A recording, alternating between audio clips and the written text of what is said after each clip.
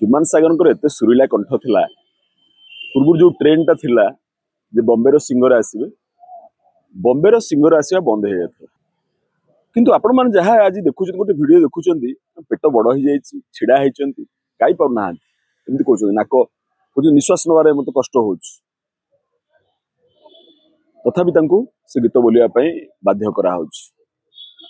ମତେ ଆପଣ କୁହନ୍ତୁ, ଯଦି ଆପଣଙ୍କର ଦେହ ଖରାପ ଥିବ, ଯଦି ଦେହ ଖରାପ ଥିବ, ଆପଣ ସାମ୍ବାଦିକତା କରିବାକୁ ଆପଣଙ୍କୁ ଇଚ୍ଛା ହବ? ଆପଣ କହିବେ ନାଇଁ ମୁଁ ଆগে ଟିକେ ଦେଖେଇଦିଏ, ଗୋଟେ ଟାବଲେଟଟା ଖାଇଦିଏ କି ମେଡିକାଲରେ ପଡିଯାଏ, ଏଇଆ ଆପଣଙ୍କ ଇଚ୍ଛା ହବ। ତେଣୁ ସେ ସମାନ ଇଚ୍ଛା ବି ତାଙ୍କର ଥିଲା, କିନ୍ତୁ ଯେହେତୁ ସେ ଶାନ୍ତ ଶିଷ୍ଟ ଭଦ୍ର ନମ୍ର ପିଲା ଥିଲେ, ତେଣୁ ତାଙ୍କୁ କିଏ ରୋକିଥିଲା? ବା ଏମିତି ବି ହେଇପାରେ, ଡାକ୍ତରଙ୍କୁ ପ୍ରଥମେ ଦେଖେଇଥିବେ, ଡାକ୍ତର କହିଥିବେ ଟିକେ ବିଶ୍ରାମ ଦରକାର, ଟ୍ରିଟମେଣ୍ଟ ହୁଅ, ଟିକେ ରେଷ୍ଟ ନିଅ, ବୁଲାବୁଲି କରନି, ଏଇଆ ବି କହିଥିବେ।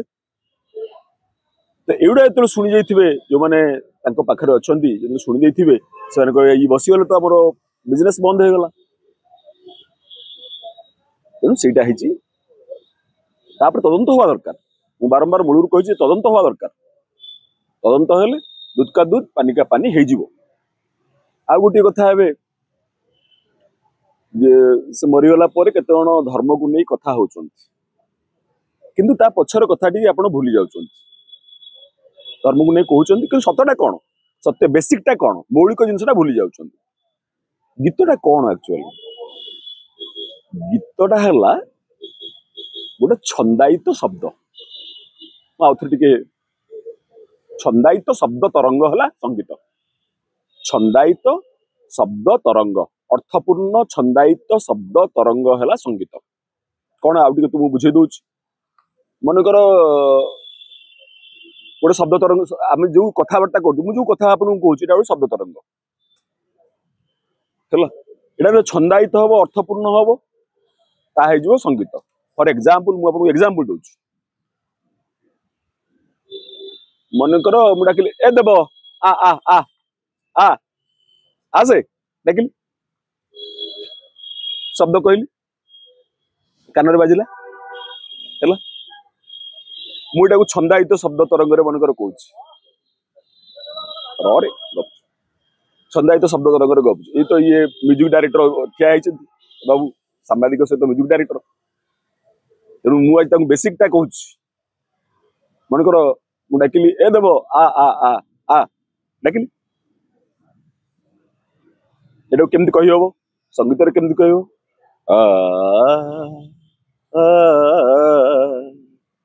ଆରେ ଦେବ ଆରେ ଦେବ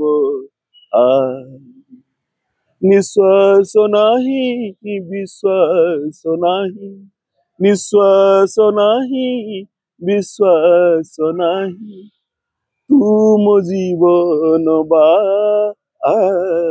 ଆରେ ଦେବ ଆରେ ଦେବ। ସମାନ କଥା। ମୁଁ ପ୍ରଥମେ ଡାକିଲି ଏ ଦେବ ତାପରେ ଏଟାକୁ ଛନ୍ଦାୟିତ କଲି, ଛନ୍ଦରେ ଟିକେ କହିଲି, ଏମିତି ମଧ୍ୟ ଏଟା ମୁଁ ମନରୁ ଭାବି ଦେଇକି କହିଲି, ଆପଣ ଗୀତଟେ କରିଦେଇ ପାରିବେ, କିଛି ଅସୁବିଧା ନାହିଁ। ସଙ୍ଗୀତ ଏମିତି ହୁଏ, ସଙ୍ଗୀତ ଏମିତି ତିଆରି ହୁଏ। ଏଇଥିରେ ଆପଣ ମତେ କୁହନ୍ତୁ, ଶବ୍ଦ ତରଙ୍ଗ ଏବଂ ଛନ୍ଦାୟିତ ଶବ୍ଦ ତରଙ୍ଗ ଭିତରେ ଯୀଶୁ କୁଆଡୁ ଆଇଲେ, ଜଗନ୍ନାଥ କୋଉଠୁ ଆସିଲେ, ଆଲ୍ଲା କୋଉଠୁ ଆଇଲେ, କୋଉଠୁ ଭାଇ କିଏ ଆଇଲା? ତେଣୁ ସଙ୍ଗୀତ ଶିଳ୍ପୀ ହଉଛି ଗୋଟେ ବିଜ୍ଞାନର ଶିଳ୍ପୀ, ସଙ୍ଗୀତ ହଉଛି ଶବ୍ଦ ବିଜ୍ଞାନ। ତେଣୁ ଏଥିରେ ତାଙ୍କୁ ଗୋଟେ ଆପଣ ଆବଦ୍ଧ ଯଦି କରିଦେବେ, ଗୋଟେ ଡବା ଭିତରେ ଆବଦ୍ଧ କରିଦେବେ, କରନ୍ତୁ ନାହିଁ। ତେଣୁ ହ୍ୟୁମାନ ସାଗର ସ୍ୱରଟା ଲୋକଙ୍କ ହୃଦୟକୁ ଛୁଉଁଥିଲା, ଲୋକଙ୍କ ହୃଦୟକୁ ଛୁଉଁଥିଲା। ଲୋକ ଆଜି ସେଥିରେ ରିଲ ବନଉଛନ୍ତି। ମୁଁ ଆପଣଙ୍କୁ ଗୋଟେ ଛୋଟିଆ ଭିଡିଓ ମୋ ଆଇଡିରେ ପକେଇଛି। ଜଣେ ବିଜୁ ଭାଇ, ଜଣେ ପାନ ଦୋକାନ, ସିଏ କହୁଛନ୍ତି ମୋ ସ୍ତ୍ରୀ କି ବ୍ଲଡ ପ୍ରେସର ବଢିଗଲା, ମୁଁ ହ୍ୟୁମାନ ସାଗରଙ୍କ ମୃତ୍ୟୁ ଖବର ଶୁଣି ବ୍ଲଡ ପ୍ରେସର ବଢିଯାଇଛି, ଟାବଲେଟ ଖାଇଦେଇ, ଟାବଲେଟ ତାଙ୍କୁ ଲାଗି ସେ କିଣିକି ଆଣିଲେ।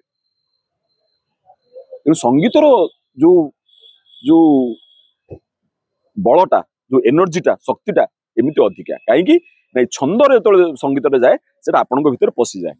ମୋ କଣ୍ଠ ଟିକେ ଇଏ ନାହିଁ, କିନ୍ତୁ ତାଙ୍କର ଯୋଉ ସୁରିଲା କଣ୍ଠ ଥିଲା ସେଇ ସୁରିଲା କଣ୍ଠଟା ଭିତରେ ପଶି ଯାଉଥିଲା। ତେଣୁ ଆପଣ ସମସ୍ତେ ମୌଳିକ କଥା ଟିକେ ବୁଝନ୍ତୁ, ବିଜ୍ଞାନ ଟିକେ